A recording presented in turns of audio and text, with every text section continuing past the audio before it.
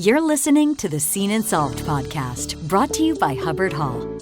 So what are some newer initiatives or projects that you all are working on and you want to see your team work on even more? We have invested in our technical team over the last 10 years, and I think we've got the strongest team we've ever had and are always looking for the next great technical asset, because that's what our customers need. They need somebody who can help them tank side or be on the other end of a phone call and solve their problem. So that's how we add value to our customers.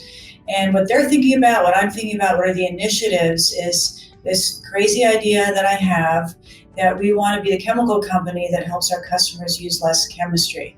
And some people think that's a gimmick, but I'm serious about it. I recognize that manufacturers don't want to use chemistry. They don't want to use the products that we sell, but they have to.